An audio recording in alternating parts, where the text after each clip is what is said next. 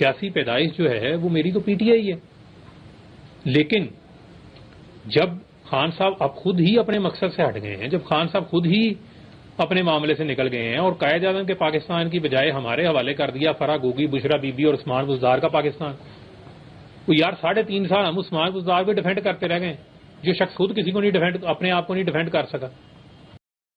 All very dirty, खुदा माफ करे, इतनी स्कैंडल्स, इतनी बदनामी, इतने बेशर्मी के काम हुए हैं खान की 4 साल के टेन्योर में, और उसके बाद जो इन्होंने पाकिस्तान के साथ बदनामी की है और पाकिस्तान के साथ ज्यादतियां की हैं, सजा तो मिलेगी क्योंकि अल्लाह ऊपर देख रहा है। अगर हम पॉपुलैरिटी की बात करें डॉक्टर दानिश, तो पॉपुलर तो शैतान भी बहुत है, शैतान के बहुत फॉलोअर्स हैं, तो ये इट डजंट प्रूव एनीथिंग। अगर आप पॉपुलर हैं भी तो इसका ये मतलब नहीं है कि आप सही हैं, it does not prove that you are right, it just proves that I am very sorry कि हमारी कौम सोचती नहीं है। मुझे अफसोस होता है कि हमारी कौम जो अपने को मुसलमान कहते हैं, वो हर ऐसे इंसान को कैसे वो सपोर्ट कर सकते हैं जो झूठ बोलता है, जो मुनाफिक है, जिसने इस्लाम को इस्तेमाल किया है अपनी सियासत के लिए। उसके बाद आपने पॉपुलर होने का मतलब ये नहीं था कि आप हर चीज से बाला तरें, कानून से बाला तरें या आसमानी मखलूक बन गए, नाउजुबिल्लाह।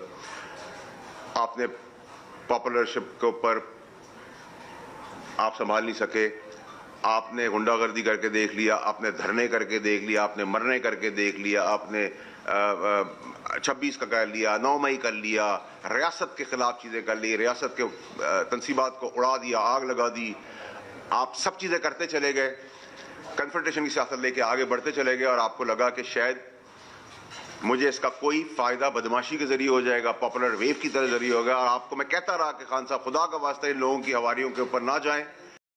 बालिग तहरीक इंसाफ कैदी नंबर 420 ने अपने से बड़ा 420 उसको जनाब नामजद कर दिया है अली अमीन गंडापुर की जगह वजीर आला। तो फिर हमारा तो एतमाद उठ गया। आप जो कहते थे कि मेरी 23 साल की करप्शन के खिलाफ जद्दोजहद है, तो आपने तो खुद अपने इर्द गिर्द करप्ट टोला बिठाया हुआ है, और फिर आपने अल कादिर ट्रस्ट 60 अरब का वो पैसा आपने टैक्स पेयर का जो लूटा हुआ पैसा था वो आपने प्राइवेट अकाउंट में डलवा दिया। मैं अल्लाह को हाज़िर नाज़िर जान के कहता हूँ कि यही होता है, क्योंकि मैं चश्मदीद गवाह हूँ। क्या करते हैं, खान साहब के कानों में एक मर्द या खातूना के बात डाल देते हैं कि इस तरह है या इस तरह होना चाहिए, दूसरा या दूसरी आके उसकी तायद कर देते हैं, और तीसरा या तीसरी आके जो है फैसला करवा लेते हैं। ये हो रहा है 1.5 साल से। मोहतरमा जो हैं बेसिकली प्रोजेक्ट हैं एस्टेब्लिशमेंट का, उनका ये ख्याल है कि अगर खुदा न ख्वास्ता कहीं क़यादत टेक ओवर हुआ तो ये फिर ठीक है। तो याद रखना मेरे बच्चों, तहरीक इंसाफ के आपको गलत रास्ते पे लगाया गया है।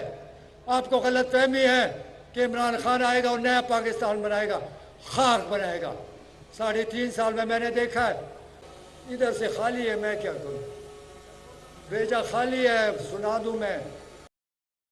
मेरे पास एक बार फोन आया, खावर मानी का साहब का, नहीं खावर के छोटे भाई का, रज़ाक, वो मैंने कहा हमने आपसे मिलना है। मैंने कहा आ जाओ, कहते नहीं हमने ऐसे प्राइवेट की मिलना घर पे। मैंने कहा चलो ठीक है। उन्होंने आगे मुझे जो एक कहानी सुनाई, हमारा जो बड़ा भाई खावर है और उनकी ये हालात हैं बेगम के साथ, और ये तरीक बेगम जो है वो इसकी समिश की छौकी वो है सोच रखती है, और वो आपकी लीडर साहब जो है ना उनके साथ उसका कोई मुलाकात है इमरान खान के साथ। मैंने कहा यार ये मेरा काम नहीं है, मेरे गलत आदमी के पास आए हो यार, तो अपने भाई के पहले तो मैं उससे नाराज हुआ कि अपनी आपकी भाभी है उसके बारे में ऐसी बात करना शर्म नहीं चाहिए आपको यार।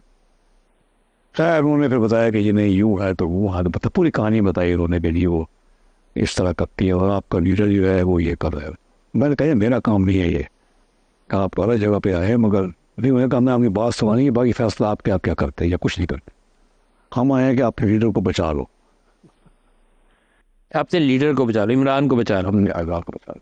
आज से आपका रिलेशनशिप जो था उसमें ऐसी दरार आई कि फिर वो कभी भरी नहीं दोबारा, बल्कि उसका एंड रिजल्ट ये हुआ कि आपकी बेटी के ऊपर, आपके बेटे के ऊपर, आपके ऊपर FIR भी। कमाल था यार, वैसे मैं कभी जिंदगी में नहीं सोच सकता था कि इमरान खान मेरे सही कर सकता है। की रियासत समझाता रहा और खुद देखो क्या 3 करोड़ का डीसी लग रहा है, 5 करोड़ का कमिश्नर लग रहा है। ये नया पाकिस्तान बनाया है। पता ना कि इमरान खान के घर में तिजोरी कौन भर रहा था, वो फर्क होगी पैसे किसको पहुंचाती थी। सबसे बड़ा जो कारोबार करने वाला, उससे जो तोहफे आए, जो हार आए, वो किधर गए? वो इमरान खान के घर की तिजोरी में थे। निकम्मे तरीन और करप्ट तरीन, ये था आपका मेरिट। 250 मेंबर थे पीटीआई के, उनमें से एक बंदा नहीं लगाया। किसको लगाया? गुलजार को। वो गुलजार जो 20 दिन पहले मियां शहबाज शरीफ का ब्रीफकेस उठा के उसके पीछे फिर रहा था। उधर महमूद खान लगाया, वो गोरा गुलजार था। जिस तरह का एक गुलजार उस तरह का दूसरा गुलजार। ईमानदारी की बारी आई, आपने फरागोगी लगा दी। आपने फरागोगी के जरिए 3-3 करोड़ रुपए में नीलामी शुरू कर दी डीसी की और कमिश्नर की। इमरान खान साहब, अगर इतनी जो तब्दीली गुलजार के जरिए थी, आज लगाओ ना शौकत खान का इंचार्ज गुलजार को और मांगो लोगों से चंदा। नमन में फरागोगी को लगा दो, लोगों से कहो कि 2 हुन चंदा। तुम लोगों ने जो इस मुल्क का हाल किया, तुमने इस मुल्क से उम्मीद छीन ली।